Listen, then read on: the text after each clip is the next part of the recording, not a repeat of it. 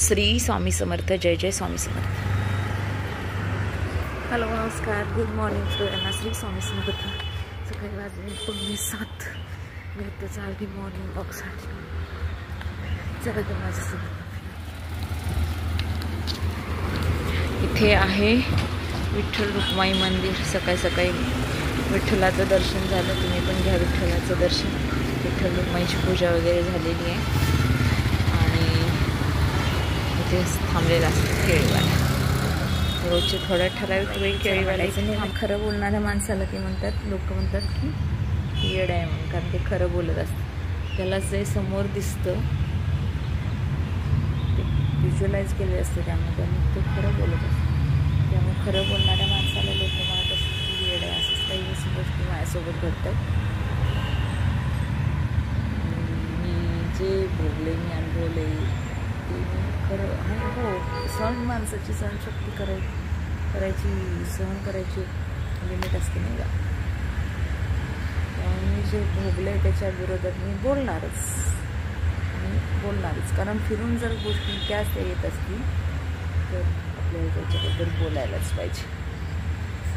प्रत्येक वेळी सहन करत बसणारच सगळे लोक तुम्हाला गृहीत करतात. आणि तसंच काहीतरी माझ्यासोबत झालं की हिला हिच्यासोबत काही केलं तर चालते, चला.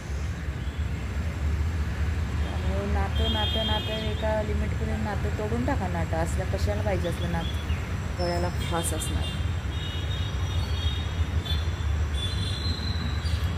गळ्याला फास असणारी असली नाती असण्यापेक्षा तोडून टाकलेली बघ. स्वार्थी नाती, विकारचोट नाती, दळभद्री नाती. दिले संध्याकाळचे 5. मी आली तर गार्डनमध्ये सर्व MPSCची मुलं अभ्यास करताना दिसते. फार कोणी असं मोकळं बसलेलं नाही आहे.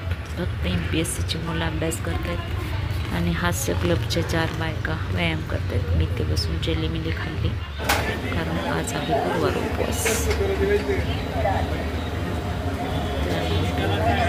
व्हिडिओ काढते की मी चहाच्या टपरी. बिझी असताय म्हणून तुम्ही बिझी आहे म्हणून तुम्ही आता व्हिडिओ काढायला लागतात.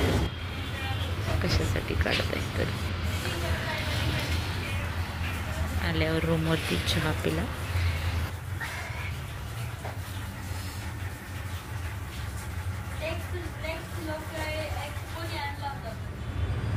रात्रीचं कसं दिसते ते पुणे. तिथे काय उणे, सगळीकडे बिल्डिंगच बिल्डिंग. मोबाईल टॉवर आणि सगळ्या बिल्डिंग. आता मी आली आहे टेरेसवर. रात्रीची वाजले 8.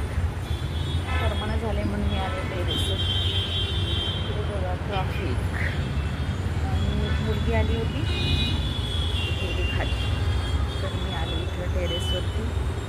उद्या आहेत 10वीच्या परीक्षा. मला खूप बोर झालं आहे खरं.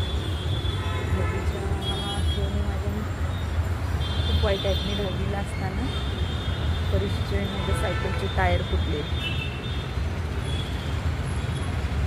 खूप अडचणी आल्या माझ्या 10वीच्या वर्षामध्ये. त्यामुळे मला 10वीचं हे वर्ष खूप लक्षात राहण्यासारखं आहे. मोठ्या 10वीच्या मुलांची परीक्षा चालू होते. त्या सर्व मुलांना मनापासून शुभेच्छा. बंद करते. तर हे आहे रामफळ. मी गावाला गेली होती तर शेतात आमच्या झाड आहे रामफळाचं. तर ते मी येताना सोबत आणलं होतं. तर पिकले बघा मस्त छान. त्याचा देठ किती छान निघाला आहे बघा, एकदम भारी. आणि आम्ही सगळ्यांनी मिळून बसून खाल्लं आणि आता झोपायचं. तर आता सर्वांना गुड नाईट. व्हिडिओ कसा वाटला नक्की सांगा. सबस्क्राईब करायला विसरू नका. Good night.